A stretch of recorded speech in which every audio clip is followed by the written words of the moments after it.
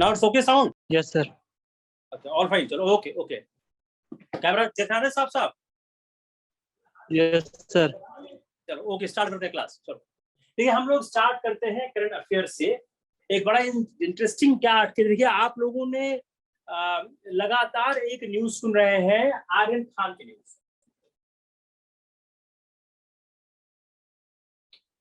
वह न्यूज है क्या? वह न्यूज क्या है? Position of drug.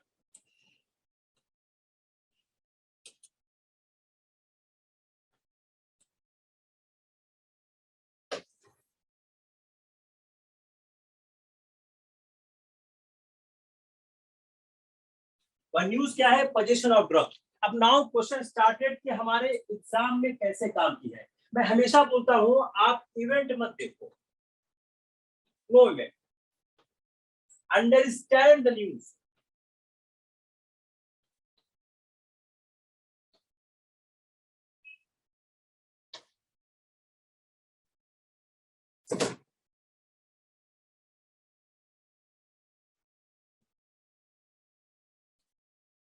If you remember my conversation in the so many classes, we always say कि आप इवेंट को मत समझो, आप अंडरस्टैंड द न्यूज करो।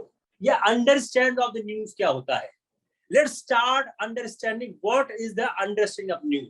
तो हमें स्टार्ट करते हैं, जो आर्यन खान के केस में एक ड्रग का इशू है, उस ड्रग के इशू में अंडरस्टैंड कैसे करें, कैसे हमारे काम का है।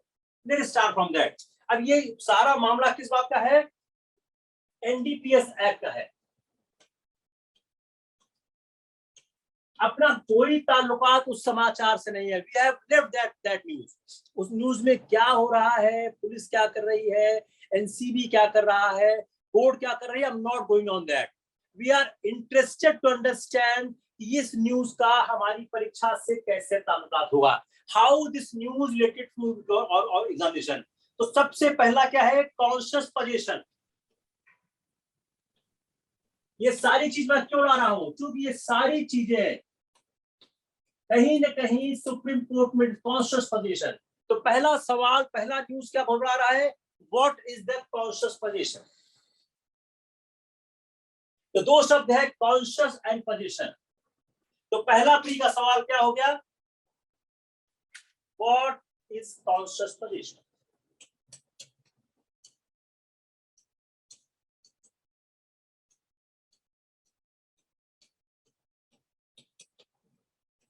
फर्स्ट क्वेश्चन ऑफ प्रीलिम्स कि कॉन्शियस पोजीशन क्या होता है? What is conscious position.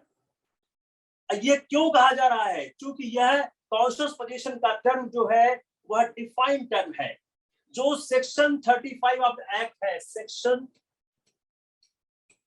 35 of the act, जो एनडीपीएस एक्ट है, जो सेक्शन 35 ऑफ एनडीपीएस एक्ट है, वो प्रेजम्पशन की बात करता है। पोजीशन क्या हो? Not physical but constructive. And the term what is the physical position, what is constructive position. अगर आप प्रीलिम्स का पेपर देखें, ऐसे ही सवालों से आपको भ्रम किया जाता है। तो what is physical position and what is the constructive position. Supreme court ने ये कॉन्शियस टर्म जो है सुप्रीम कोर्ट ने डिसाइड किया हुआ है। जो कॉन्शियस टर्म है यह सुप्रीम कोर्ट ने, उच्चतम न्यायालय ने इस शब्द को व्याख्यायित किया हुआ है। Awareness of particular fact. अब क्या है? Awareness of a particular fact, एक विशिष्ट तथ्य के बारे में जानकारी होना। Awareness of a particular fact, एक विशिष्ट तथ्य के बारे में जानकारी होना। तो सुप्रीम कोर्ट ने कहा है कि जो कॉन्शियस वर्ड है वह अवेयरनेस। अगर आपको इस बात की जानकारी है, अगर आपको इस बात की जानकारी है, उस जानकारी के बावजूद इस चीज को अपने साथ रखते हैं, तो क्या हो गया? आपका कॉन्शियस पोजीशन की तरफ आपको लेके जा रहा है। और यह एक स्टेट ऑफ माइंड है, स्टेट ऑफ माइंड और डेलिब्रेट अटेम्प्ट। आप जानबूझकर यह कार्य कर रहे हैं, आप यह काम जानबूझ के कर रहे हो, you are doing this fact with an intention, ये बाय एक्सीडेंट नहीं हुआ है। तो कॉन्शियस पोजीशन क्या हो गया? अगर एक व्यक्ति अपने पास, मान लीजिए आप, मान लो एक व्यक्ति अपना एक व्यक्ति अवैधानिक असलहा अपनी माँ के यहाँ रख देता है। अगर एक व्यक्ति एक अवैधानिक असलहा या ड्रग अपनी माँ के घर रख देता है जहां वह नहीं रहता है, तो ये क्या हो गया? ये हो गया कॉन्शियस पोजीशन।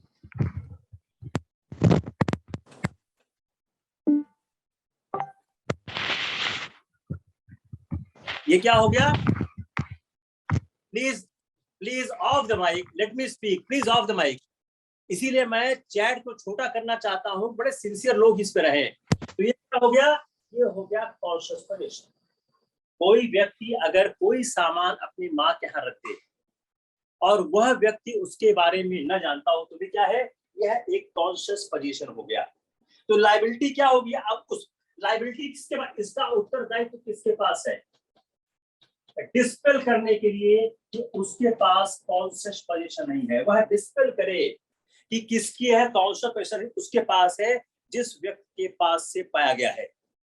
अब यह एक पहला सवाल आपके पूरे घटनाक्रम से आ रहा है। दूसरा, एनडीपीएस एक्ट की पेनल्टी। आप इसको तैयार करिएगा, there is no need to write this fact for me. ये एनडीपीएस एक्ट की में अगर कोई व्यक्ति कुछ सामान लेके पकड़ा जाता है तो उसकी पेनल्टी क्या होती है।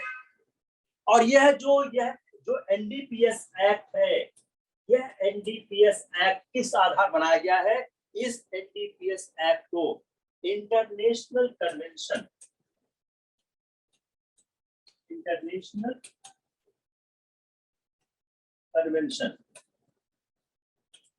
एंड यूनाइटेड नेशन के जो मैंडेट हैं उसको ध्यान में रखकर बनाया गया है। तो जो एनडीपीएस एक्ट जो बनाया गया है, यह इस बात को ध्यान में बनाया गया है कि यह इंटरनेशनल कन्वेंशन जो है यूनाइटेड नेशंस का है, जो नॉर्कोटिक ड्रग्स के बारे में बात कहते हैं, उसमें बनाया गया। अब आइए सबसे important aspect, constitution and drug. Open Article 47 of the Constitution. Open. Constitution and drug. Open Article 47 of the Constitution. Article 47 Constitution में एक शब्द है Improvement of Public Health. Article 47 में शब्द है Improvement of Public Health. मिला पड़े मिला?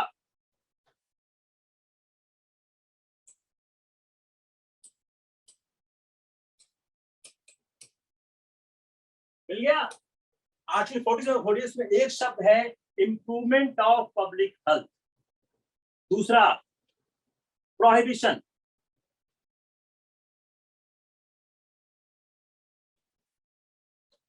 तीसरा, medical use. Got this words? Improvement of public health, prohibition, medical use. अब ये पहले यहां शब्द है, यह सरकार का कर्तव्य।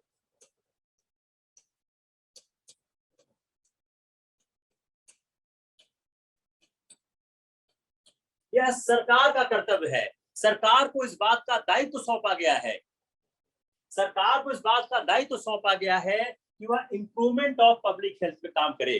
तो एनडीपीएस एक्ट क्या है? Improvement of public health. Prohibition क्या है? NDPS act. तो एनडीपीएस एक्ट लगाया जा रहा है तो इंप्रूवमेंट ऑफ पब्लिक हेल्थ भी हो रहा है और प्रोहिबिशन हो रहा है। तो जो प्रोहिबिशन है यह पब्लिक हेल्थ के इंप्रूवमेंट के साथ आगे बढ़ रही है। तो पहली बात क्या होगी? राज्य का यह दायित्व है, राज्य का यह दायित्व है।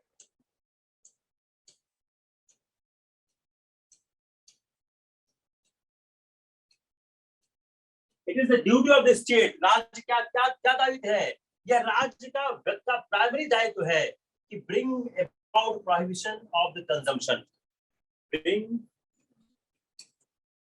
About prohibition of consumption of drugs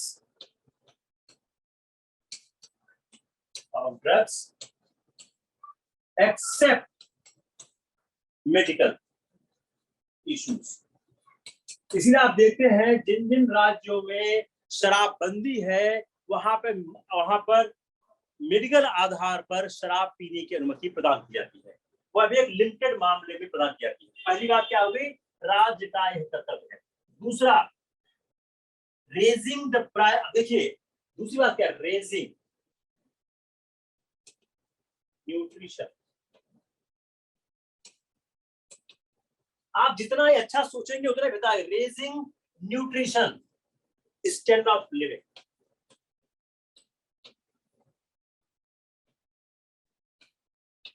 अगर हम आप याद करें तो हमारे यहाँ क्या कहा जा रहा है, हमने हंगर पर विजय प्राप्त कर ली है, लेकिन मेल न्यूट्रिशन के हम शिकार हैं। तो अगर आप प्रोहिबिशन लगाते हो, एनडीपीएस एक्ट आप लगाते हो, तो एनडीपीएस एक्ट आर्टिकल 47 की राज्य के नीति निर्देशक तत्वों के आधार पर हमारे न्यूट्रिशन लेवल को बढ़ा रहा है, हमारे स्टैंडर्ड ऑफ लिविंग को ऊपर कर रहा है। अगर हम ड्रग्स का इस्तेमाल नहीं करेंगे तो हमारे जो रहने की हमारा जो लिविंग स्टैंडर्ड है वह ऊपर निश्चित रूप से जाएगा।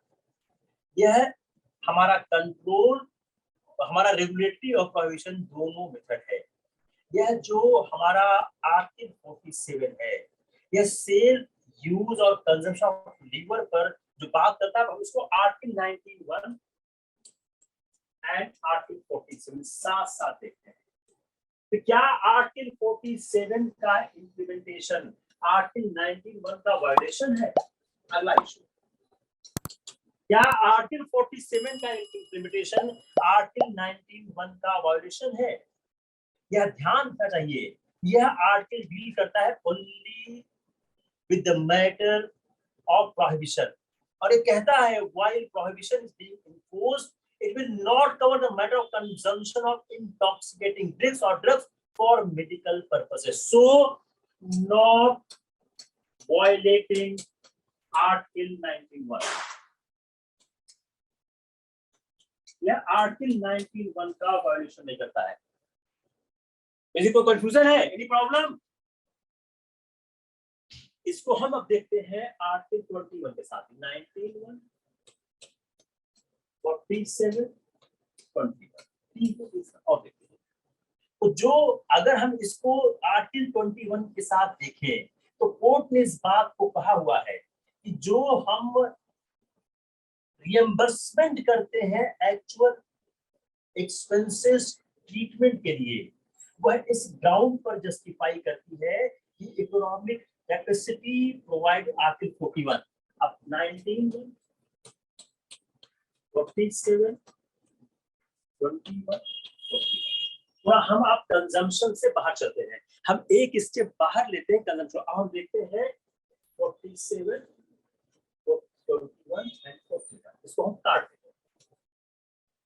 47 क्या बोलता है, ये हमको पब्लिक हेल्थ का ध्यान रखना चाहिए। 21 क्या बोलता है, हर व्यक्ति का अधिकार है पब्लिक हेल्थ प्राप्त करने का। और now read article 41। Now read for Article 41. For a moment you read Article 41. Article 41 क्या कहता है? ये बोलता है हर आदमी के पास इकोनॉमिक डेवलपमेंट का अधिकार है।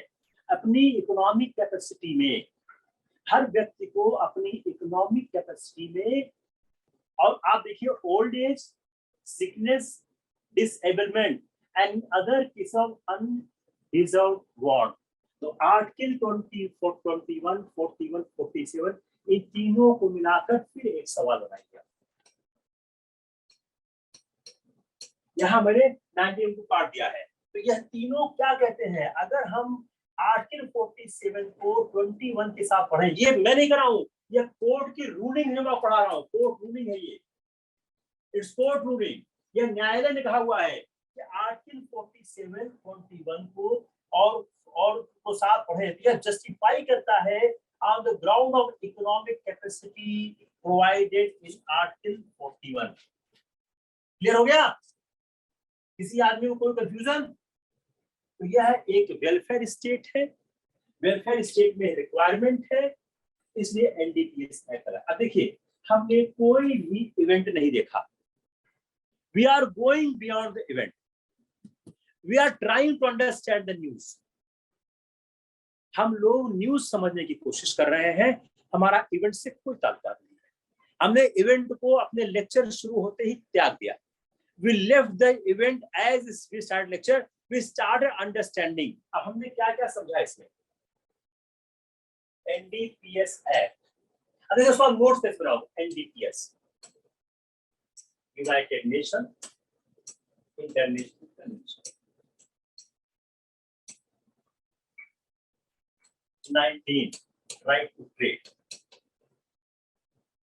जो ट्रेड करने का जो अधिकार है, अगर आप पढ़े, हमने बड़े विस्तार से आर्टिकल 19 पढ़ाया है कि right to trade.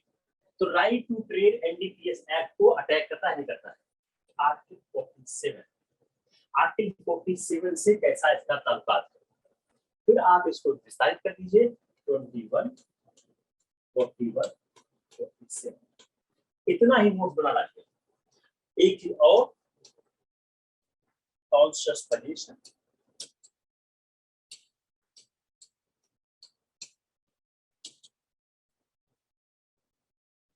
Eight penalty.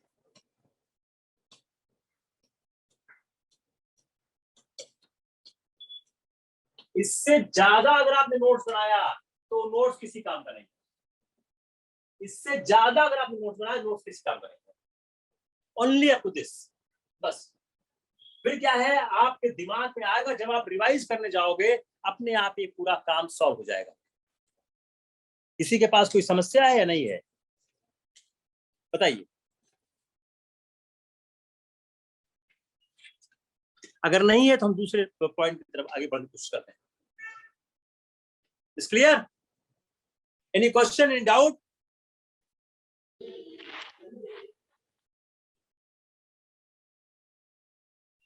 Sir UN वाला एक बार फिर से बता दीजिए, जो यूएन है 19 के ऊपर। यूनाइटेड नेशंस और इंटरनेशनल कन्वेंशंस, इन दोनों को ध्यान में रखकर इस एक्ट को बनाया गया है। तो जो यह एक्ट है, जो ड्रग प्रोहिबिशन का एक्ट बनाया गया है, इस एक्ट को बनाते समय इस बात का ध्यान रखा गया, या आप कह सकते हैं कि the law has been made in adherence to international conventions which include United Nations or narcotic drugs and psychotropic substances।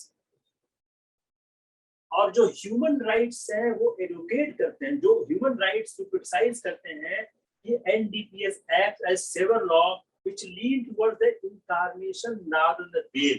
तो एक और इशू है कि ह्यूमन राइट बोलते हैं कि जो एनडीपीएस एक्ट है वह ह्यूमन राइट का वायलेशन है। लेकिन अगर आपको लिखना हो कॉपी में, आप यही लिखेंगे कि एनडीपीएस एक्ट को बनाते समय जो इंटरनेशनल कन्वेंशन, जो अंतरराष्ट्रीय जो समझौते हैं, करार हैं, मुद्दे हैं, और जो यूनाइटेड नेशंस की सोच है, उसको ध्यान में रख के बनाया गया है। क्योंकि जो यह अपना ड्रग रोको अभियान है, यह एक देश की सीमा के भीतर नहीं आता है, इसको पूरे विश्व में रोकना होगा। It's fine.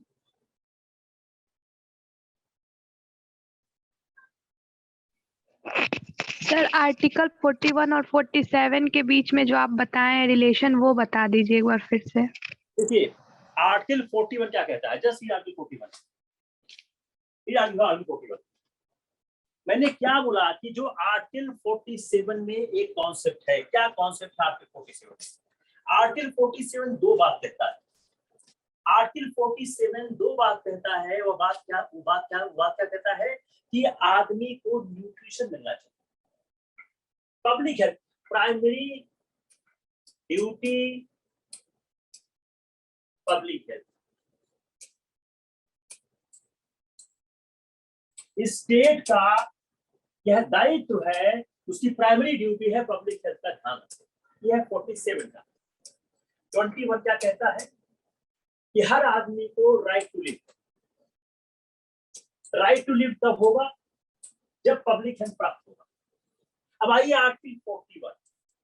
आर्टिकल 41 क्या बात करता है? Just read article 41 for variant, आपको अभी तुरंत क्लियर हो जाएगा कि आर्टिकल 41 यह बात करता है right to work, to education and to public assistance in certain cases.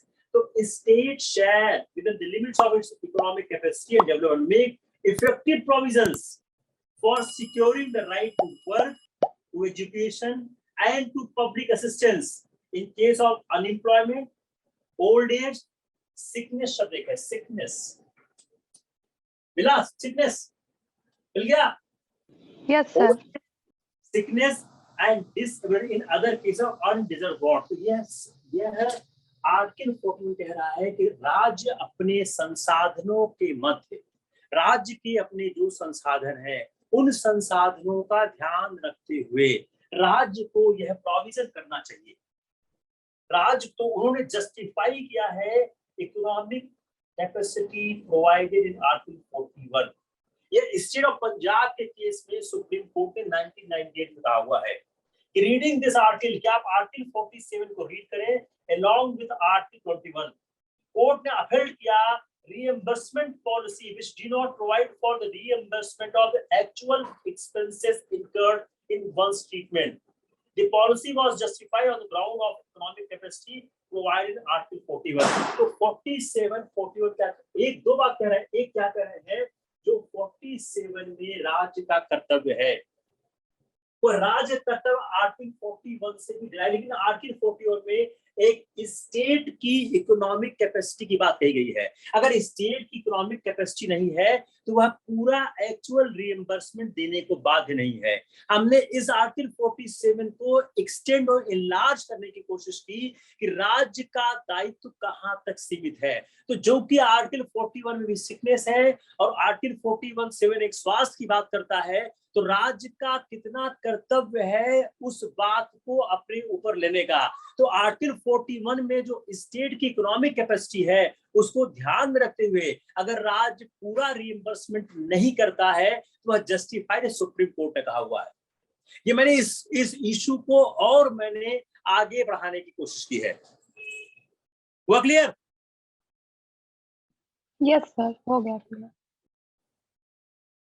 Article 19 is not violating Article 47. I told a number of times. जो Article 19 में जो व्यापार की स्वतंत्रता है, if you read Article 19, Article 19 में व्यापार की स्वतंत्रता की बात कही गई है. तो क्या अगर किसी राज्य में अगर किसी राज्य में प्रोहिबिशन लगा दिया गया, अगर किसी राज्य में ड्रग पर प्रोहिबिशन लगा दिया गया, तो क्या वह प्रोहिबिशन लगा देना आर्टिकल 19 का वायलेशन है या नहीं? बिल्कुल यह वायलेशन नहीं है. यह रीजनेबल रिस्ट्रिक्शन के तहत आता है. ऑडिट और कोई?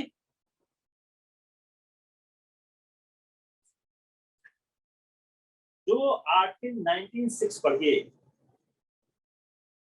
The carrying on this. अगर आप आर्टिकल 19 1 2 3 4 5 6 पढ़ें तो आपको दिखता है कि क्या व्यापार की स्वतंत्रता व्यक्ति को प्राप्त है? क्या अनलिमिटेड व्यापार की स्वतंत्रता व्यक्ति को प्राप्त है? क्या इस बारे में राज्य कोई कंट्रोल नहीं लगा सकता? तो यह कहा गया है कि जो आर्टिकल 19(1) में जो एक व्यापार की स्वतंत्रता है, और अगर हम आर्टिकल 47 का ध्यान रखते हुए अगर हम कोई रिस्ट्रिक्शन व्यापार लगाते, इसमें हम प्रोहिबिशन लगाते हैं लीगल ट्रेड पे, यह वायलेशन नहीं है, यह रीजनेबल रिस्ट्रिक्शन के तहत आता है. That's fine. Got it?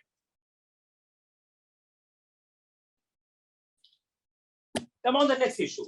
अब एक क्लाइमेट चेंज का जो इशू है वह आपके लिए लगातार आपके एग्जाम में आता रहेगा. क्लाइमेट चेंज हमेशा आएगा आपका.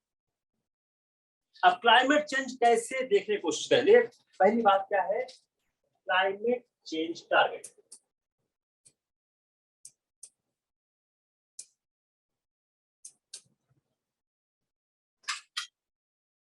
तो आप अपना क्योटो प्रोटोकॉल, मैंने कई बार पढ़ाया हुआ है, आप उसको देख. क्योटो प्रोटोकॉल पेरिस एग्रीमेंट, इसके आप 2-3 इंपॉर्टेंट प्रोविजन में लिखिए. Kyoto protocol and Paris agreement, these two are very important aspect of the climate change. तो आप इन दो महत्वपूर्ण चीजों को आप अपने पास पहले लिख लीजिए. उसके बाद जो हमारा इंडिया का स्टैंड है, फिर क्या है India stand, India, China, US, European union, इनके स्टैंड ऐसे नोट बनाइए आप। अब उस स्टैंड को आप 1 पॉइंट 2 पॉइंट लिखिए, बहुत ज्यादा लिखने की जरूरत नहीं है, नहीं कोई फायदा नहीं होगा। तीसरा, इफ मिस द टारगेट,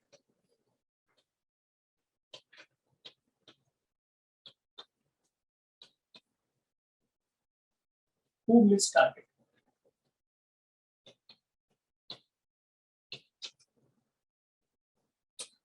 कौन कौन टारगेट को मिस कर गया, क्या हो रहा है। अगर हम एक्शन ठीक है 99 से 2010 नो मेजर एक्शन टेक, ये आपको हेल्प करेगा एग्जाम में लिखने के लिए।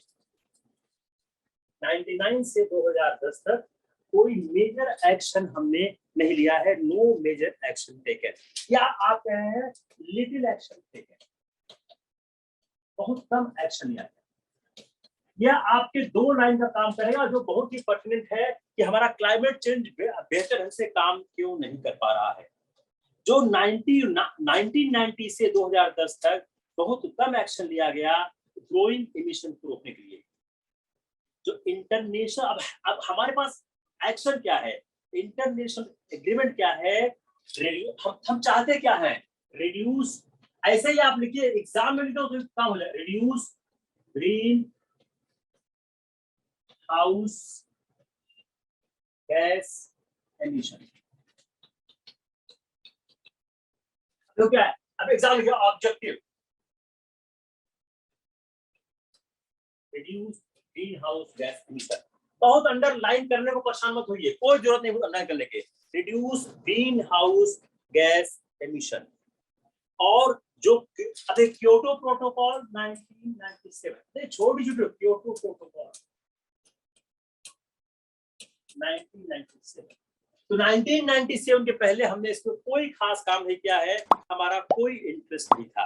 अब 1997 का जो प्रोटोकॉल था जिसमें 37 देश शामिल थे, वो चाहते क्या थे, सिर्फ एक पॉइंट आप याद करेंगे तो भी काम हो जाएगा। तो जो 37 देश शामिल थे वह क्या चाहते थे, उनका क्या मकसद था, modest 5% reduction in emission from 1997, modest 5% reduction of emission from 1990। 1990 के स्तर पे ये मॉडेस्ट 5% रिडक्शन चाह रहे थे, जो कब चाहते, during the first commitment period, जो 2008 से 12 के बीच का था, 2008 से 12 के पीरियड में जो क्योटो प्रोटोकॉल था 1997 हुआ, जिसमें 37 देश शामिल थे, वह बहुत ही मॉडेस्ट 5% रिडक्शन चाह रहे थे अपने एमिशन में फ्रॉम 1997। तो जो उनका पहला फर्स्ट कमिटमेंट पीरियड था वह 2008 का। तो एक क्वेश्चन क्या होगा, first commitment period, first commitment period,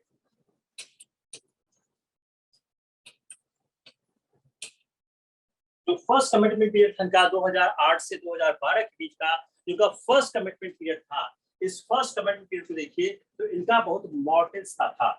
Russia, east European economic, how saw a dramatic drop in their emission after the collapse of Soviet era। Soviet बाद उन्होंने बहुत ज्यादा। अब देखिए, अब हम आते हैं नेक्स्ट पॉइंट पे, ग्लोबल एमिशन कैसे बढ़ा। ये सवाल ऐसे ही बनते हैं, ग्लोबल एमिशन,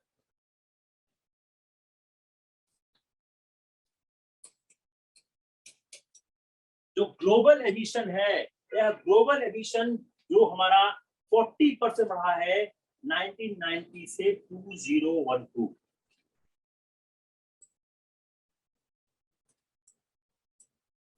इसका रिस्पॉन्सिबल कौन है, सोचिए, ग्लोबल एमिशन इसके बीच 40% बढ़ा। इस ग्लोबल एमिशन को बढ़ाने का सबसे ज्यादा रोल किसका है? इसमें सब ज्यादा रोल है चाइना और इंडिया, मेनली चाइना का। क्यों? इस समय चाइना की इकोनॉमी बहुत ऊपर आ गई, मेनली चाइना। 1980 के डिकेड में चाइना और इंडिया ऑलमोस्ट सेम थे। उसके बाद चाइना का एक फिनोमिनल ग्रोथ हुआ है।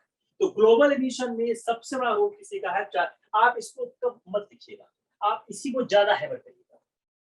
जैसा आर्टिकल लिखा है उसे दोनों को लिखिए, बात सही है, लेकिन मेन चाइना को है। तो जो एक नेशनलिस्ट राइटिंग है उसमें अगर ध्यान दे तो हम चाइना बोले, चाइना का बहुत ज्यादा है। तो ग्लोबल एमिशन को बढ़ाने में सबसे बड़ा रोल किसी का है? तो ये इंटरव्यू का बहुत अच्छा पॉइंट है, it's very good point for the कि ग्लोबल एमिशन को किसने बढ़ाया? तो जो हमारी चाइना की ग्रोथ है उसने ग्लोबल एमिशन को बहुत ज्यादा बढ़ाने की कोशिश की है और बहुत ज्यादा वो आगे बढ़ा है। अब जो हमारी न्यूली ग्रोइंग इकोनॉमीज है, China, India, Brazil, south Africa, Indonesia, we are not mandated to cut down their emission because of well justified reasons. जो हमारे न्यू इकोनॉमीज है, इंडिया, चाइना, ब्राजील, इंडोनेशिया, ये ऐसे देश हैं जिनको इस बात के लिए बाध्य नहीं किया जा सकता कि आपको एक बड़ा एमिशन टारगेट दिया जाए। क्यों? जो कि 90% ऑफ जो एक्टिवेटेड ग्रीन हाउस गैसेस है जो एटमॉस्फेयर है, जो ग्लोबल वार्मिंग कर रही हैं, यह रिच और इंडस्ट्रियल कंट्रीज दी है। क्योंकि जो हमारी ग्लोबल वार्मिंग है वह रिच एंड इंडस्ट्रियल कंट्रीज के कारण आ रही है। तो 90% ऑफ ग्लोबल वार्मिंग किसके कारण है? रिच और इंडस्ट्रियल कंट्रीज के कारण। इसको मैं कई बार पढ़ा चुका हूं, इसलिए ज्यादा रिस्पॉन्सिबिलिटी किसकी है? ज्यादा रिस्पॉन्सिबिलिटी उनकी है। अब आते हैं पेरिस एग्रीमेंट 2015। पेरिस एग्रीमेंट 2005, ये सबसे इंपॉर्टेंट है क्योंकि सारा डिस्कशन ग्लोबल वार्मिंग का पेरिस एग्रीमेंट से ही स्टार्ट होता है। तो जो पेरिस एग्रीमेंट है 2005 का, उन्होंने ग्लोबल वार्मिंग की बात शुरू की। अब आते हैं लैक ऑफ मनी। जो हमारा डेवलप्ड वर्ल्ड है, जो उसका भारत नेतृत्व कर रहा है, इसके पास पैसा नहीं, लैक ऑफ मनी है, पैसा कम है। तो जब तक आप हमको टेक्नोलॉजी नहीं दोगे, हमको पैसा नहीं दोगे, हमको एनवायरमेंट चेंज करने की हमको सुविधा नहीं दोगे, हम नहीं कर सकते हैं। Hardly any meaningful amount of money खर्च की गई है टेक्नोलॉजी के ऊपर में। और जो अनाउंसमेंट किया गया था $100 बिलियन का, वो भी आज तक नहीं दिया गया। तो जो अनाउंसमेंट था वो भी कम था, वो भी आज तक प्राप्त नहीं हुआ है। अब इस बैकग्राउंड में हमको देखना है कि जो हमारा ग्लासगो समिट हो रहा है, देखिए अभी बैकग्राउंड दिया, now come on the Glasgow summit, now come on the Glasgow summit.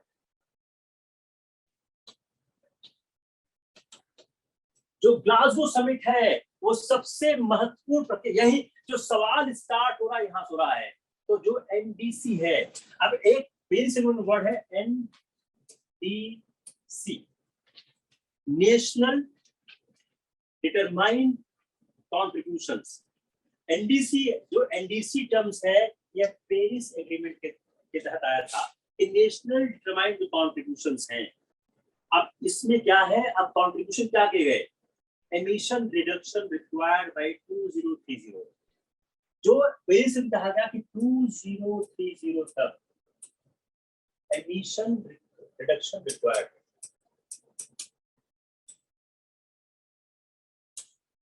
Emission reduction required 2030 तक एमिशन रिडक्शन रिक्वायर्ड है। लेकिन पहली जो एक चीज आपको क्या है नोट्स में आपको तो लिखना होगा, यह हमारा एडिशन जो रिक्वायर्ड है यह क्या है। मैं जानबूझ कर लिख रहा हूं ताकि आप उसको तैयार करो। मैंने 2500 बार बताया हुआ है कि जो एमिशन डिडक्शन रिक्वायर्ड क्या है। 2030 तक जो पहले कहा गया था 2 डिग्री सेंटीग्रेड, अब कह दिया गया है 1.5 डिग्री सेंटीग्रेड। जो प्री इंडस्ट्रियल इरा था उसके कंपैरिजन में जो एडिशन जो अपना है वह 2030 तक जो कहा गया था वह 2% था, वह अब 1.5% कर उन्होंने अब ये टारगेट कर दिया है। जो यूके है, यूरोपियन यूनियन है, have raised their target to 68 to 69। अब देखिए, अब आप एक नोट बनाइए, किसका क्या टारगेट था, किसका क्या टारगेट था।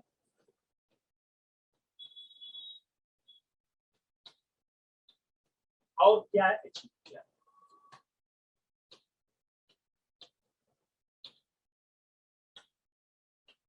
एक पॉइंट आप ये नोट्स में आपके एक पॉइंट आती है कि किसका क्या टारगेट था और किसने क्या अचीव किया। एक पॉइंट महत्वपूर्ण, आप ये अपने नोट्स पे पूरी तरह से लिख के तैयार करें। दूसरा यूएस, दूसरा what is net zero, what is net zero and when it is going to achieve। यह नेट जीरो टारगेट क्या है और यह कब प्राप्त किया जा सकता है या कब प्राप्त किया जाएगा। तो जो यूएस ने प्रॉमिस किया है नेट जीरो एमिशन बाय 2050, और यूएस जो है ये वर्ल्ड का सेकेंड लार्जेस्ट एमिटर है। तीसरा carbon budgeting. Next, what is carbon budgeting. Carbon budgeting क्या है, what is carbon budgeting. Next आप पॉइंट क्या करें कि कार्बन बजटिंग क्या है। ये हाईलाइट किया गया है AR6 और AR5 में। तो AR5 AR6 देखिए, तो कार्बन बजट क्या रिप्रेजेंट करता है। तो what is carbon budget, the quantum of CO2 the atmosphere can hold.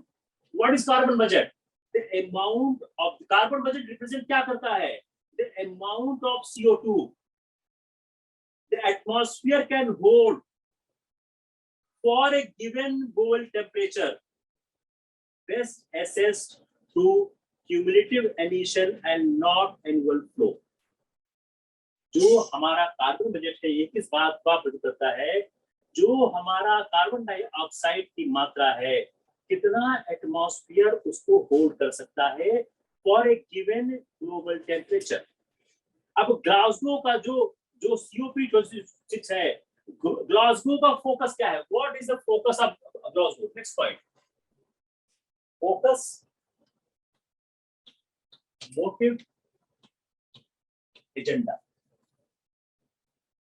Of Glasgow. सारे पेपर लिख रहे हैं इसको, हिंदी अंग्रेजी उर्दू सब लिख रहे हैं। तो अगला चीज क्या करो कि हमारे जो ग्लासगो का फोकस क्या है, फोकस क्या है, रिड्यूसिंग एमिशन टिल 2030। दो है 2050 2030। यहाँ पे क्या है, यहाँ बात है नेट जीरो, यहाँ बात क्या है, रिड्यूसिंग एमिशन।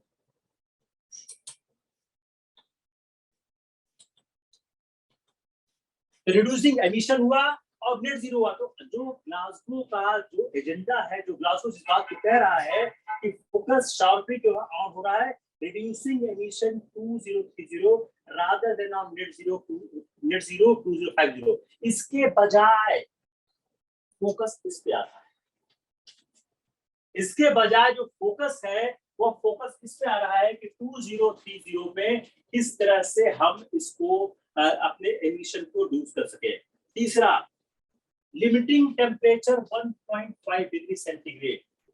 कब तक, 2030 तक। जो हमारा टेम्परेचर का जो हमारा टेम्परेचर बढ़ रहा है उसको लिमिट करना है। जो हमारा जो हमारा टेम्परेचर है, तो limiting temperature rise to 1.5 centigrade and continues with politics as usual. और प्रेशर निश्चित रूप से आएगा फ्रॉम एशिया, फ्रॉम अफ्रीका और लीस्ट डेवलप्ड कंट्रीज से, ये उनके द्वारा यह प्राप्त शायद किया जाए।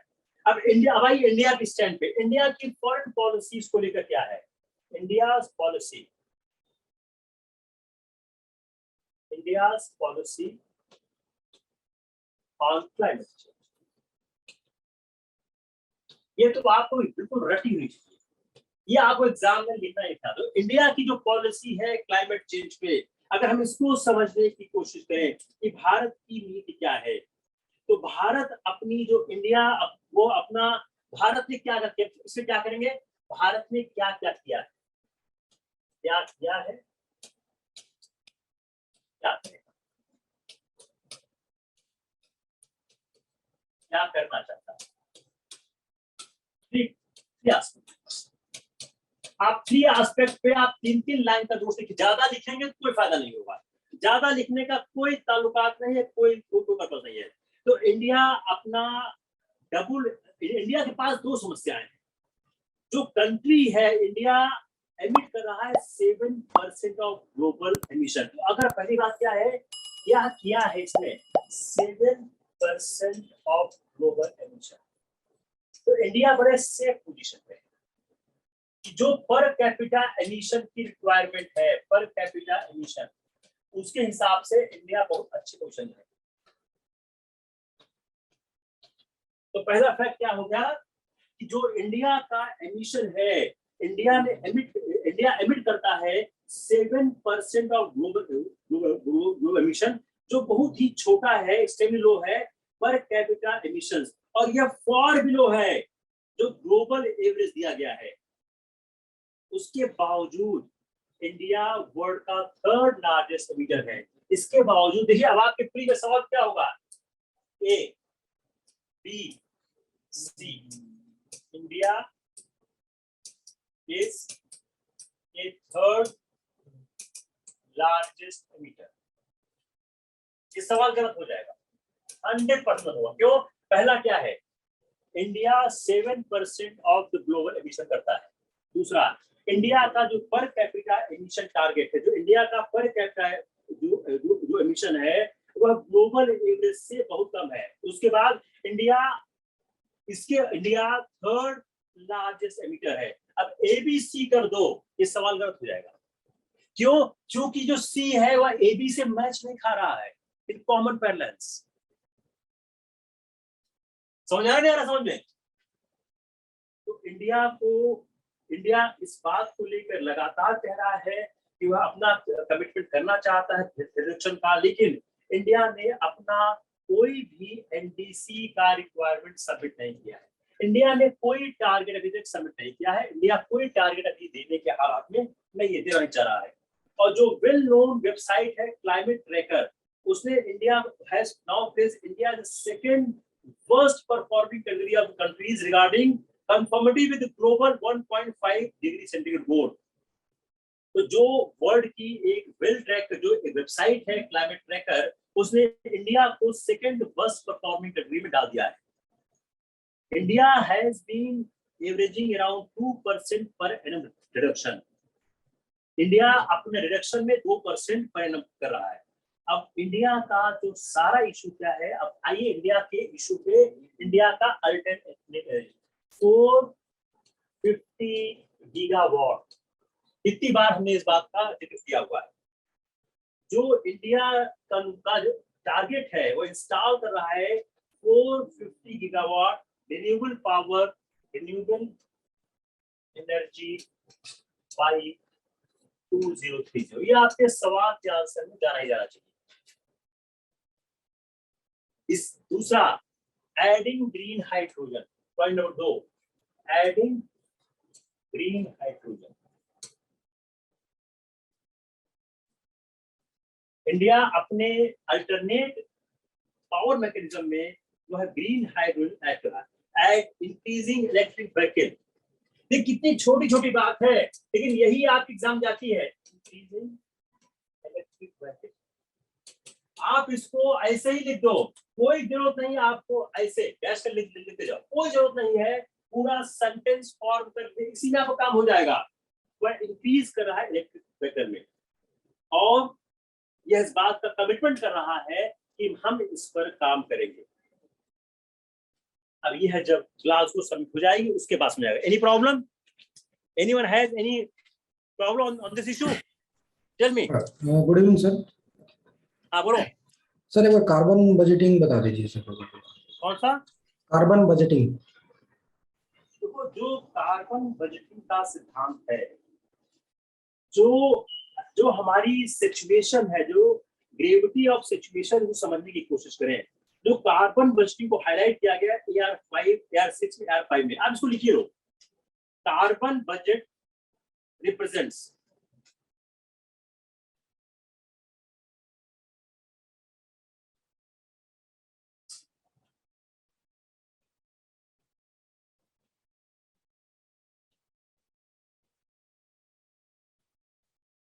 जो कार्बन बजट है, ये रिप्रेजेंट कर रहा है amount of CO2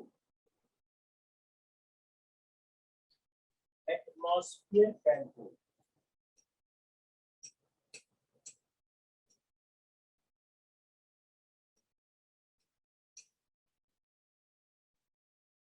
Quantum of CO2 atmosphere can hold for a given global temperature.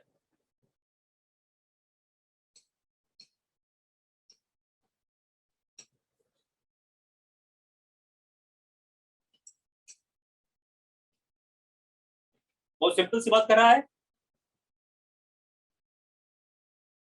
जो कार्बन बजट है रिप्रेजेंट करता है quantum of CO2 the atmosphere can hold for a given global temperature. Base SS through base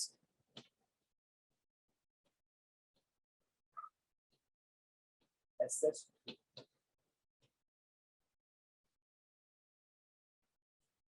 इससे इसको assess किया जाता है through cumulative emissions and not annual flow.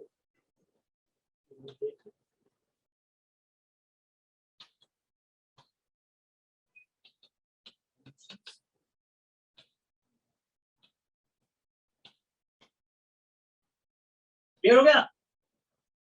It's fine. अभी अपना काम पूरा नहीं हुआ है। अभी अपना बचा है कि भारत की संजीदगी क्या है हमारे क्लाइमेट चेंज को लेके। हमने इसको पहले भी पढ़ाया हुआ है। आप देखिए article 48A, open article 48A। 48 article कब आया है? 1976 में। उस समय क्लाइमेट चेंज का कोई बात नहीं होता था। तो जो इम्प्रूवमेंट ऑफ जो एनवायरमेंट है और सेफगार्ड ऑफ टेम्परेचर है, ये हमने 1976 में ही अपने संविधान में डाल दिया था। दूसरा 51AG, इसको आप याद करिए, इसको क्लाइमेट चेंज में लिखना ही लिखना है। ये कब आया था? 1976 में जो फंडामेंटल ड्यूटीज आई हैं। मिल गया? यह दोनों क्या क्या बताती हैं? यह बताती हैं कि भारत जब विश्व सो रहा था उस समय भारत क्लाइमेट चेंज पर काम कर रहा था। तो भारत में जो क्लाइमेट चेंज पर काम करने की प्रक्रिया है वह तब की है जब किसी को उस मामले में कोई इंटरेस्ट नहीं था। तो भारत का जो क्लाइमेट चेंज के प्रति दृष्टिकोण है यह बहुत पुराना दृष्टिकोण है और यह दृष्टिकोण यह बताता है कि भारत कितना ज्यादा क्लाइमेट चेंज को लेके पूरी तरह से संजीदा था। It's fine. Any more problem?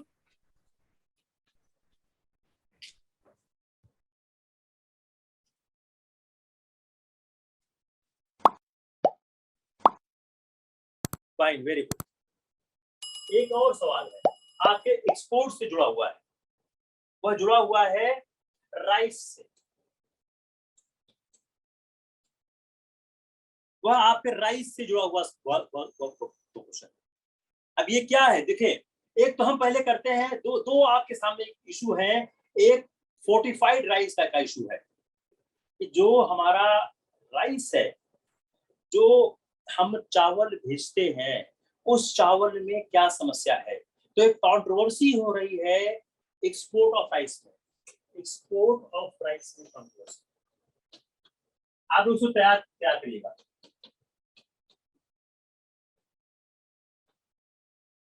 Rice के एक्सपोर्ट में क्या कंट्रोवर्सी है और यह कंट्रोवर्सी किस तरह की है? जो एक कंट्रोवर्सी है वह किस तरह से आ रही है? यह कंट्रोवर्सी राइस का जो best known variety of rice है, GM rice. What is GM rice? GM rice क्या? तो जीएम राइस पर एक सवाल चला गया, जो जेनेटिकली मॉडिफाइड राइस है, जेनेटिकली मॉडिफाइड राइस।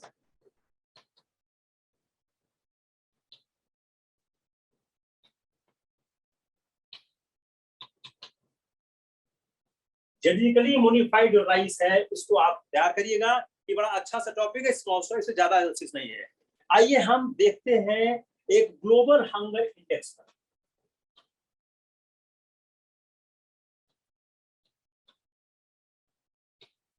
ये सवाल आएगा, कहीं ना कहीं सवाल आएगा कि ग्लोबल हंगर इंडेक्स क्या होता है, इसका क्या पर्पज होता है, ये हमारा क्यों, इसमें हंगामा क्यों चल रहा है। अब ये आया कैसे है कि जो ग्लोबल हंगर इंडेक्स है, इंडिया की रैंक 101 हो गई, 101 among 161। ग्लोबल हंगर इंडेक्स में इंडिया की रैंक 101 हो गई among 161। यह लोअर हो गई है पाकिस्तान, नेपाल, बांग्लादेश। तो जो भारत का जो हंगर इंडेक्स में स्थान है, वह पाकिस्तान, बांग्लादेश और नेपाल से भी नीचे हो गया है। यही बहुत ही चिंता का प्रश्न है। तो जो ग्लोबल फूड सिक्योरिटी इंडेक्स है 2021 का, वह एक ये इशू खड़ा कर रहा है। अब ये सवाल ये नहीं आएगा, सवाल क्या आएगा, जो ग्लोबल हंगर इंडेक्स है यह बनता कैसे है? तो नोट्स आप कैसे बनाओगे? How determine. अगर आपने नोट्स बनाना सीख लिया तो आपने सिविल सर्विसेज का रास्ता क्लियर कर दिया। आएगा सब यही, ट्रेडिशनल किताबों से पढ़ने से कुछ नहीं होता है, कुछ नहीं होगा उससे। तो ग्लोबल हंगर इंडेक्स के 4 पैरामीटर हैं। अंडर नरिशमेंट, ऐसे बनाइए नोट जिसमें कम से कम शब्दों का इस्तेमाल हो। ऐसे ही अगर आप एग्जाम में भी लिख दोगे कोई फर्क नहीं पड़ेगा। पूछा गया ग्लोबल हंगर इंडेक्स आप अंडर नरिशमेंट। दूसरा, child wasting and stunning.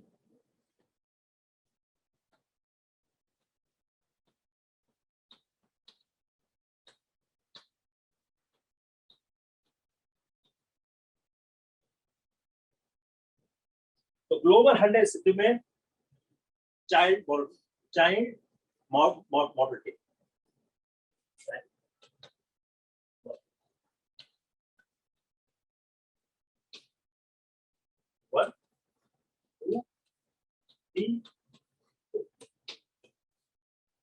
Board छोटा से मैंने इसको एक्सेप्ट कर दिया।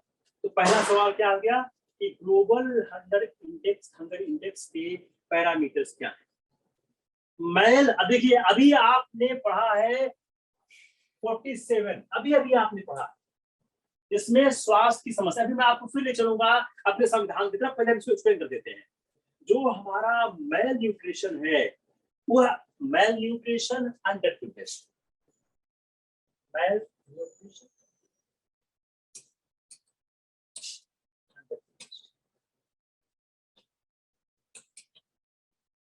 जो आपका मेल न्यूट्रिशन है और जो आपका अंडर न्यूट्रिशन, दोनों एक साथ आपको दिखाई पड़ रहे हैं कि जो मेल न्यूट्रिशन है उनमें है, जो लोग अंडर प्रिविलेज्ड हैं उनके साथ ये है।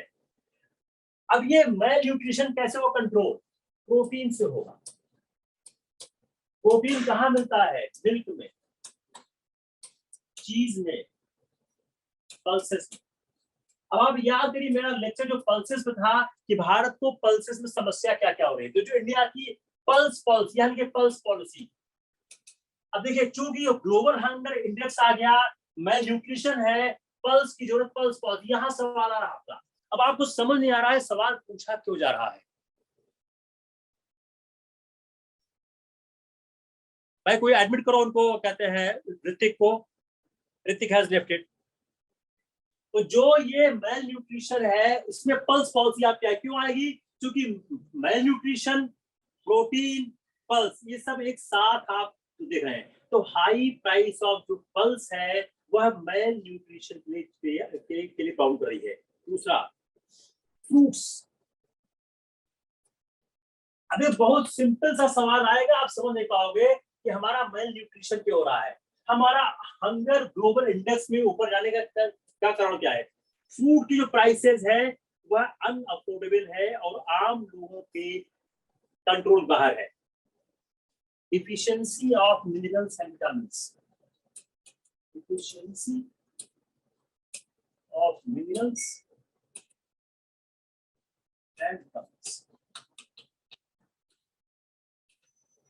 मिनरल्स और विटामिन्स की जो डिफिशियंसी है वह भी एक जिम्मेदार तत्व है। अगर हम इस सब चीज को देखने की कोशिश करें तो हमारे बच्चों में जो एक मेल न्यूट्रिशन है उसका जिम्मेदार कौन है? अंडर प्रिविलेज्ड, जिनको संसाधन का। अब यहाँ से आप डायरेक्टली कर जाइए कि राज्य के कर्तव्य क्या क्या। अब आप डायरेक्टली देखिए कौन कौन से प्रोविजन है जो बच्चों के स्वास्थ्य के प्रति काम करते हैं। मैं कई बार पढ़ा है, आप लिखिए यहाँ पे provisions, constitution, underprivileged, malnutrition, hunger index। इतना लिखिएगा बस। इतने से आप जब नोट्स खोलोगे तुरंत दिख जाएगा कि हाँ ये चीज हमारी जो है इसको तैयार करना है मेरे को। अब जो नेशनल फैमिली हेल्थ सर्वे है जो लीड करता है 2019-20 का, यह नेशनल जो हेल्थ सर्वे है उसमें कई स्टेट जो है बिहार पर बड़े खराब है। तो जो स्टडिंग ऑफ चिल्ड्रन है अंडर 5 ईयर एज के अंदर, उसमें 22% से 46% के आसपास लोग स्टडिंग पे है, कमजोर है, छोटे होते हैं। अब गवर्नमेंट ने कई स्कीम लगाई। अब आई क्या है? Government schemes. गवर्नमेंट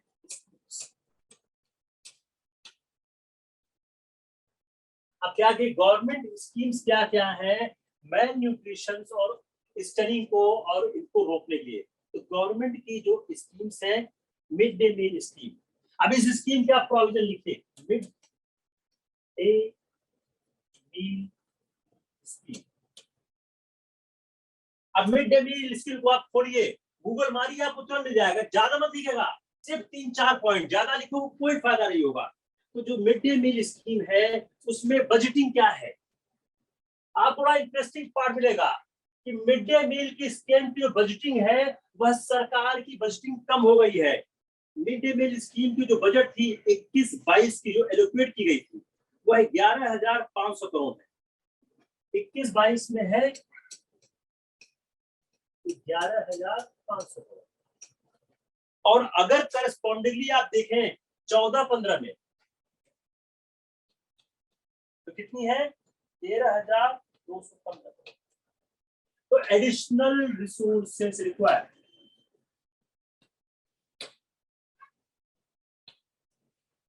तो एडिशनल से रिपोर्टर, तो हम इसको कैसे करेंगे?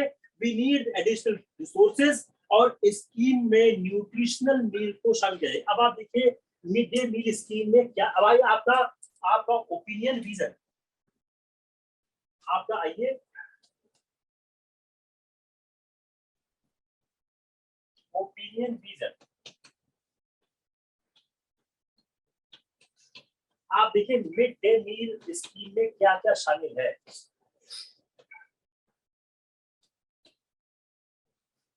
उसमें ऐड है, आप सुझाव दीजिए कि मिड डे मील स्कीम को किस तरह से कार्य किया जाना चाहिए तो उससे आम आदमियों के लोगों की न्यूट्रिशन वैल्यू को, जो लोगों की न्यूट्रिशन वैल्यू है जो लोग खाते हैं उसमें ज्यादा तत्वों का इस्तेमाल होना चाहिए, ज्यादा तत्व प्राप्त होना चाहिए।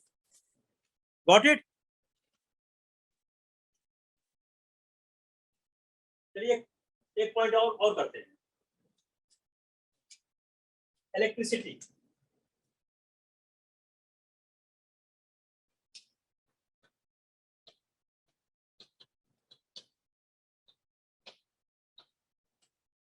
पहली बात, इलेक्ट्रिसिटी किसका सब्जेक्ट है? इलेक्ट्रिसिटी किसका सब्जेक्ट है?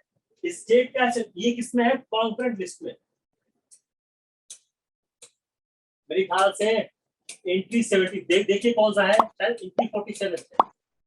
एंट्री 47 कॉन्करेंट लिस्ट में इलेक्ट्रिसिटी एक्ट आता है। अब इलेक्ट्रिसिटी एक्ट हम पढ़ना क्यों चाहते हैं? अगर आप देखें हमारा बड़ा हंगामा हो रहा है कोल्ड शॉर्टेज को लेकर। कोई भी सवाल हवा में नहीं आता है। कोल्ड शॉर्टेज बड़ा हंगामा चल रहा है कि टेम्पररी कोल्ड शॉर्टेज हो गया है कि अब 10 दिन का कोल्ड रह गया, 15 दिन रह गया। बड़ा हंगामा आप लोग सुन रहे होंगे कि सरकार के पास कोल्ड शॉर्टेज हो गया है। तो जो इलेक्ट्रिसिटी एक्ट है 2003, इलेक्ट्रिसिटी एक्ट 2003, तो इलेक्ट्रिसिटी एक्ट 2003 बनाया गया और इस इलेक्ट्रिसिटी एक्ट के द्वारा यह कहा गया है कि जो हमारा इलेक्ट्रिसिटी एक्ट 2003 है, जो हमारे लास्ट 2 डिकेड्स में काम कर रहा है, नियरली 800 जो मिलियन लोग हैं वह डार्कनेस से बाहर। इनफैक्ट क्या हो गया, 800 मिलियन पीपल को डार्कनेस से, अंधेरे से बाहर लाया गया। बड़ा अच्छा आंकड़ा है। ठीक है, ये सब आंकड़े क्या है, सवाल को आरंभ करने में हेल्प करते हैं। अंधेरे से बाहर लाने में सहायक। Electricity Act 2003 is working from the last 2 decades, is helped us to take out 800 million people out of the darkness. It is a major achievement of our electricity generation. Non-fossil based capacity will rise की है 40% of the total non-fossil electricity. बस ऐसे लिखो, non-fossil based electricity rise 40%. Non fossil based electricity है, इसमें 40% का rise हुआ है। इंडिया बन गया है 3rd largest electricity system world. तीसरा क्या है? 3rd largest. एक एक पॉइंट है, ये बड़ा काम आते हैं। Electricity system in world, 3rd largest electricity system in world, यह इंडिया बन चुका है। मेजर अचीवमेंट इंडिया का है, इसको आप बहुत डिस्काउंट नहीं कर सकते हो। अब फिर 450 गीगावाट को जहां मिले वहां आप चिपका दो। 450 गीगावाट रिन्यूएबल एनर्जी जहां मौका मिले चिपका डालो आप। इंडिया 450 गीगावाट का जो एनर्जी है बाय 2030 कर रहा है। बाय 2030 450 गीगावाट की रिन्यूएबल एनर्जी इंडिया ऐड कर रहा है। ये क्या है? लो कार्बन बेस्ड, तो लो कार्बन इंडस्ट्री का काम करेगा। तो ये हमारा लो कार्बन बेस के रूप में काम करेगा। Since 2014 there have been at least 4 attempts to amend the Electricity Act. अब आते हैं सेंटर स्टेट रिलेशन पे। नाउ अब आपने कर लिया अभी क्या, अब आते हैं सेंट्रल। 2014 से हमने 4 बार इसको अमेंड करने की कोशिश की। अब चूंकि कॉन्करेंट लिस्ट में है, इसलिए क्या हो गया, केंद्र राज्य दोनों का इस पर अधिकार हो गया इसको अमेंड करने के लिए। अब जब ये किया जा रहा है तो सबसे अभी ये चर्चा में क्यों है, 2021 में फिर प्रपोज हुआ है। It has been again propose in 2021। और जो प्रपोज किया गया है इसका विरोध शुरू हो गया है। अब सेंटर ये फेडरल स्ट्रक्चर में इंपैक्ट कर रहा है। अब एक सवाल आपके फेडरल स्ट्रक्चर का और तैयार हो रहा है। तो आपने एक पार्ट देखा आपके इलेक्ट्रिसिटी का एक्सपेंशन का, दूसरा पार्ट आ रहा है इस एक्ट को इंप्रूव करके हमारा फेडरल स्ट्रक्चर कैसे प्रभावित होने जा रहा है। अब जो अभी किया तो जा रहा है, हमारा जो पावर डिस्ट्रीब्यूशन है वो बड़ी प्रॉब्लम है। तो पावर डिस्ट्रीब्यूशन को कम्पिटिटिव बनाना है। हमारा पावर डिस्ट्रीब्यूशन बहुत प्रॉब्लम में है और इस पावर डिस्ट्रीब्यूशन को कम्पिटिटिव बनाना है, इसको फाइनेंशियल बनाना है। इसके लिए कोशिश चल रही है कि जो स्टेट ओन्ड और प्राइवेट प्लेयर्स हैं इनके बारे में विचार किया जाए। सेंटर और स्टेट के मध्य ये संघर्ष शुरू हो गया है। जो इसमें नए प्लेयर इंटर करने जा रहे हैं। सेंटर, अब क्या बात क्या हो रही है कि centre can provide a platform for the state to present the alternative models that widen the consumer choices and design. तो जब ये एक्ट चेंज हो रहा है, इस एक्ट के चेंज होने से नए प्लेयर इंटर कर रहे हैं। अब जो पॉलिटिकल इंपरेटिव्स हैं हमारे सिस्टम को लेकर, वो पॉलिटिकल जो इंपरेटिव्स हैं वो हमारी इकोनॉमिक्स को प्रभावित करते हैं। अब यहाँ से इश्यू खड़ा हो जा रहा है सब्सिडीज का। अगर इस तरह से इलेक्ट्रिसिटी एक्ट को अमेंड किया जाए कि सब्सिडीज पर अगर आपने कंट्रोल करना शुरू किया, इस पूरे माहौल को कॉम्पिटिटिव कर दिया, तो जो एक राज्य के पास सब्सिडी देना होता है, तो खुश करना होता है, वह राज्य कैसे कर पाएगा? तो जो एक डेवलपमेंट का इशू है, जो ग्रोइंग कंपीटिंग जो प्रायोरिटीज हैं फॉर डेवलपमेंट एक्सपेंडिचर और इंडस्ट्रियल ग्रोथ टारगेट्स हैं, इस पर भी एक दिक्कत होगी। एक ऑप्शन क्या दिया रहा है? To subsidise a minimum amount of life time electricity consumption for deserving household. तो एक क्या कह रहा है कि डिजर्विंग हाउस होल्ड को आप लाइफ लाइन दो, जो लोग गरीब है उनको एक लाइफ, उनको सब्सिडी दो, बाकी लोगों को सब्सिडी से आप बाहर रखने की कोशिश करो। जो इलेक्ट्रिसिटी बिल 2021 है, ये क्या अकॉर्ड करता है? Increase authority to the national load dispatch centre for better grid operation. सबसे बड़ा इशू क्या है कि इलेक्ट्रिसिटी बिल 2021 इस बात को का पक्षधर है, इस बात को सत्यापित करता है कि वह नेशनल लोड डिस्पैच सेंटर को authority they for better grid operation. यह एक सेंसिबल मूव दिख रहा है given the increasing share of renewable power. ये जो अपना इंक्रीजिंग शेयर हो रहा है रिन्यूएबल पावर जनरेशन में, अगर उसको हम ध्यान देते तो यह जो इंक्रीज अथॉरिटी हो रही है नेशनल लोड डिस्पैच सेंटर की, यह एक बेहतर कदम देखा जा रहा है। लेकिन जो एक्ट है इसको आइडेंटिफाई करना होगा न्यू रोल्स को, एग्जिस्टिंग सिनेरियो को। अब इसको देखो जॉब और ग्रोथ से। नाउ यू सी कि जब भी कोई सवाल सामने आवे उसको अब सोशियो इकोनॉमिक इफेक्ट को जॉब ग्रोथ, इससे आप इसको देखने की कोशिश करो कि जो नया एक्ट है ये जॉब और ग्रोथ कैसे देगा। अगर हम इकोनॉमिक स्ट्रेस के टाइम में देखें तो power reforms will be major against that what can do the support livelihood. जो पोटेंशियल है फॉर डिस्ट्रीब्यूटेड एनर्जी, यह प्रमोट करेगा इनकम जनरेटिंग एक्टिविटीज को इन रूरल एरिया। प्रमोट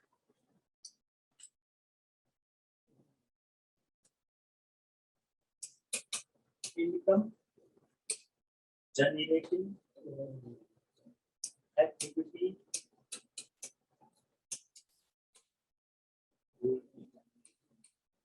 जो गांव के क्षेत्रों में आय बढ़ाने की जो संसाधन है उसको बढ़ाएगा। इसको एस्टिमेट किया गया है $50 बिलियन।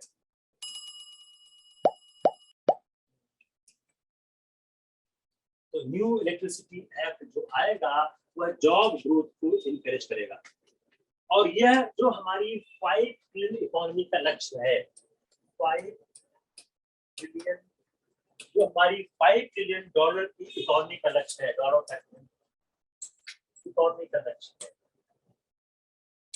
उस लक्ष्य की प्राप्ति में भी it also helps us to achieve to move forward towards the 5 trillion economy. So electricity bill 2021 है has several desired provisions हैं, जो वो provisions हैं जो हमारे जो डिजिटाइज करेंगे, जो कॉम्पिटिटिव बनाएंगे और हमको हमारे जॉब को ग्रोथ को आगे ले जाएंगे और हमारे इनकम को जनरेट करेंगे और 5 ट्रिलियन इकोनॉमी के लक्ष्य को आगे बढ़ेंगे।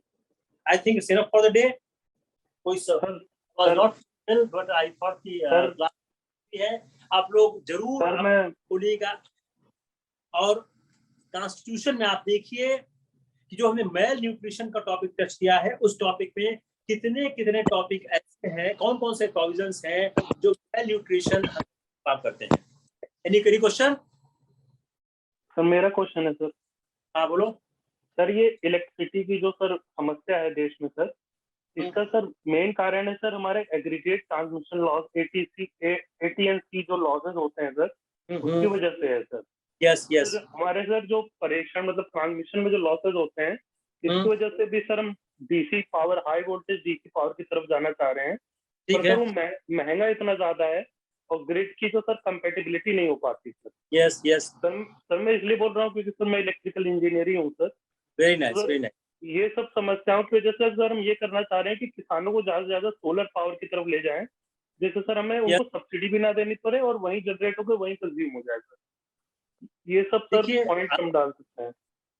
देखिए मैं इन्हीं की बात को थोड़ा और एक्सपेंड करता हूँ। और आप देखिए मैंने इस पर एक लेक्चर पूरा लंबा लिया हुआ है। जो आपकी स्टेट की जो डिस्कॉम कंपनीज हैं मेजर लॉसेस में है। उसमें 2 लाख करोड़ का लॉस है। हाँ 2 लाख करोड़ लॉसेस है।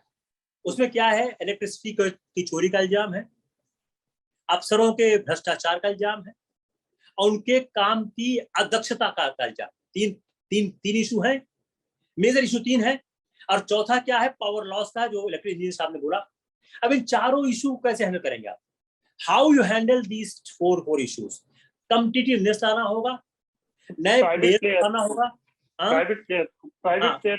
यस जो बिल है यही कराना कि प्राइवेट प्लेयर्स आएंगे और डिस्काउंट कंपनीज में कोई दक्षता नहीं है, कोई कॉम्पिटिटिवनेस का माहौल नहीं है, उसपे करप्शन पे कंट्रोल नहीं है, एडमिनिस्ट्रेटिव एफिशिएंसी की बहुत कमी है, उसको दूर करने का प्रयास करेंगे। ये एक पार्ट हुआ। ये पार्ट क्या है? ये पार्ट रेगुलेशन और ऑर्गेनाइजेशन से है। आते हैं दूसरे पार्ट पे कि जो अगर आपने इलेक्ट्रिसिटी बनाई 100 रुपया की, बेच रहे हैं 70 रुपया में, तो 30 रुपया का लॉस तो हमेशा चल रहा है ना। तो जो एक अर्थव्यवस्था का सिद्धांत है वो तो आपके साथ नहीं आ रहा ना। बोले उस अर्थव्यवस्था के सिद्धांत को भी समझने की कोशिश करिए। उसीलिए आप देखिए मैंने बोला कि एक ऐसा वर्ग है जिस वर्ग को रिक्वायरमेंट है फ्री इलेक्ट्रिसिटी की, उसको आप अलग कर दीजिए, ठीक, उसको दे देते हैं। बाकी को जो इलेक्ट्रिसिटी का जो सब्सिडी है वो हमारा ग्राउंड लेवल के वाटर को खत्म कर रहा है। जहां जहां फ्री इलेक्ट्रिसिटी है लोग क्या करते हैं, धुआं निकालो।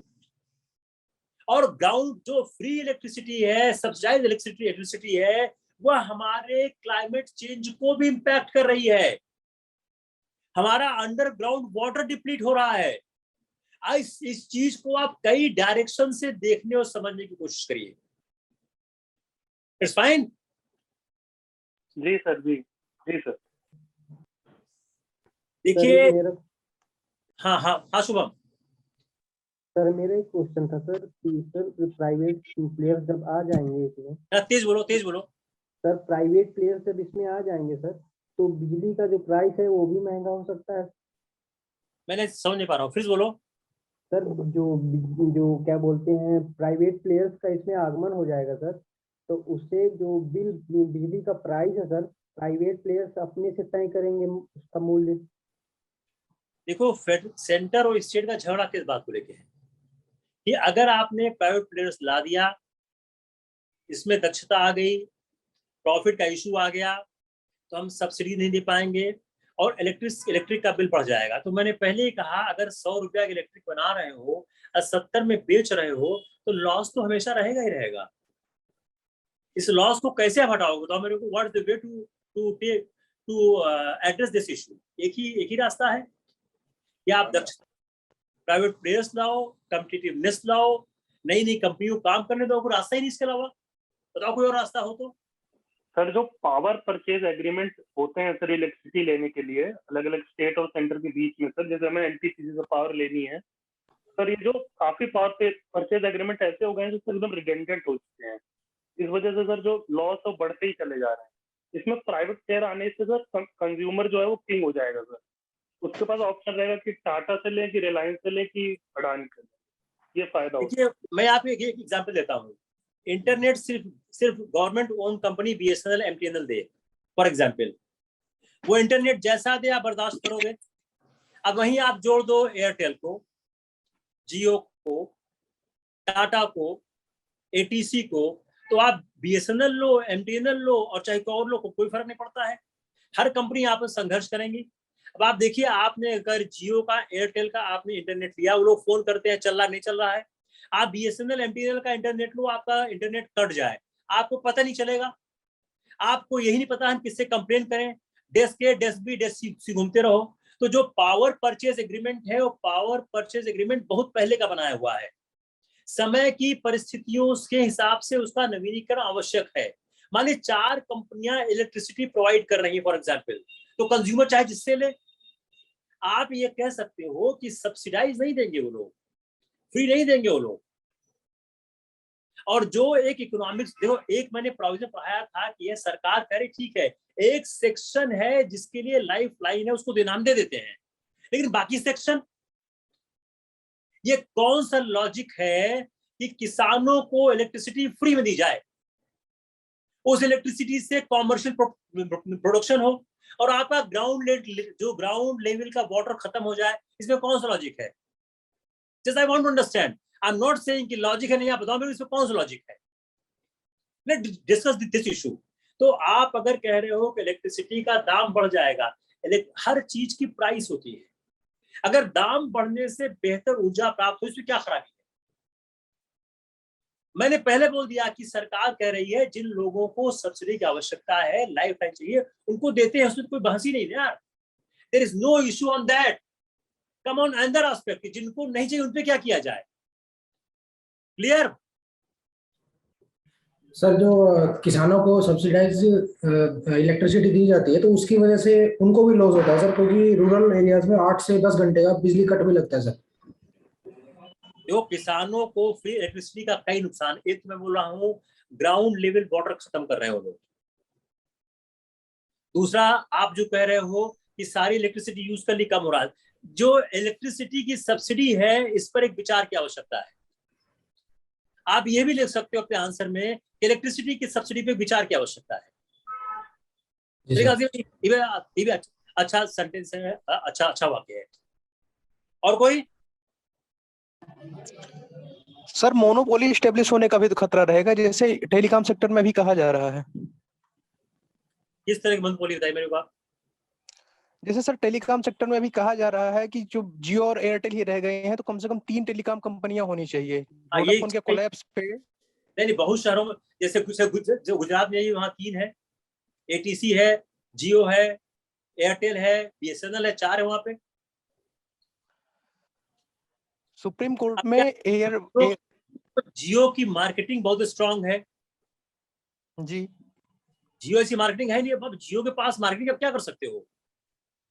भले फ्री में देते हैं, आपको फोन करके पूछते हैं आपका चला कि नहीं चला, आप कंप्लेन करो, फास्ट कंप्लेन का वो लोग रजिस्टर करते हैं, तो उनकी स्ट्रेटजी है, उसको आप क्या करोगे आप? अगर कस्टमर कंज्यूमर किसी एक से खुश है तो कस्टमर कंज्यूमर और प्रोवाइडर के बीच की बात है। How you can stop this? आप देखिए बीएसएनएल को आप कंप्लेन करिए, सुनते ही नहीं वो लोग। गवर्नमेंट ऑफिसेज में जो बीएसएनएल एमटीएनएल के लोग जो लगता है, आपको किसी सीनियर अफसर को अप्रोच करना होता है, नॉर्मल कंप्लेन सुनते ही नहीं वो लोग। अभी इलाहाबाद में अगर बीएसएनएल का कोई लाइन डिस्टर्ब हो जाए, आप दौड़ते रहो, सुनते ही नहीं वो लोग। तो अगर आपको उसी समय जियो बोलता मैं आपको मैं सर्विसेज दूंगा, तो आप क्यों नहीं जाओगे? चलो भैया 10 पैसे ज्यादा बोले भैया, सुविधा तो मेरे को ना यार, आपका क्लास है शाम को 5 बजे, चलो हम इसी पे आते हैं, आपको क्लास सुनना है, बीएसएनएल ने काट दिया, जियो चालू की हुई है, तो आप क्यों नहीं जाओगे उसके पास? एयरटेल चालू, उसके पास आप क्यों नहीं जाओगे? It's a common understanding.